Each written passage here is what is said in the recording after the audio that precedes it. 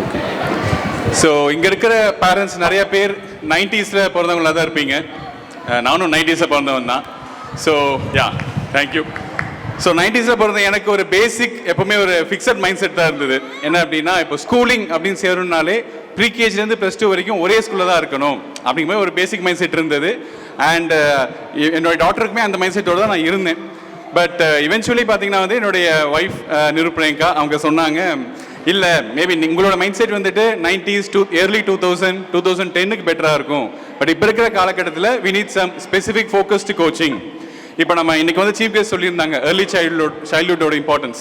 So அந்த மாதிரி பார்த்தீங்கன்னா நம்ம குழந்தைக்கு ஒரு ஸ்பெசிஃபிக் ஃபோக்கஸ் தான் இருக்கணும் அப்படிங்கிறதுனால she ensured about the preschool teaching. So ப்ரீஸ்கூலில் மெயினாக நம்ம சேர்த்தணும் அப்படின்னு சொன்னாங்க. ஸோ அதை பேஸ் பண்ணி ஹெலனோ கிரேடி அப்படிங்கிற ஸ்கூலை பற்றி அவங்க தான் என் ஒய்ஃப் தான் எனக்கு சஜஸ்ட் பண்ணாங்க. நான் இவென்ச்சுவலி எல்லா பேரண்ட்ஸுமே என்ன பண்ணேன்னா நம்ம ஹெலனோ கிரேடியோட வெப்சைட் போய் பார்த்தேன்.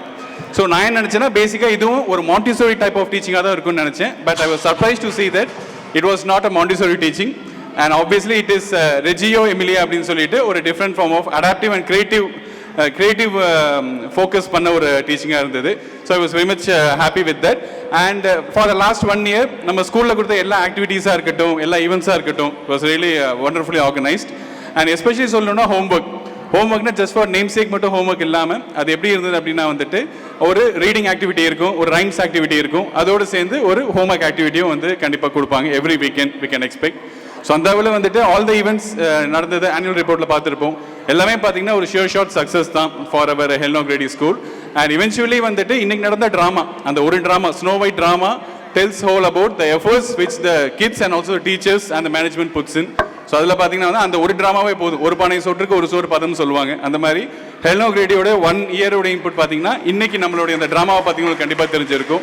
கண்டிப்பாகவே ஒரு 6th and 7th standard பசங்க பண்ணக்கூடிய அளவுக்கு இருக்க ட்ராமாவை ஒரு 6 வயசுக்கும் கீழே இருக்கிற பசங்க பண்ண முடியும் அப்படிங்கிறது really a very good initiative and hearty appreciations for the management and thank you once again. Thank you.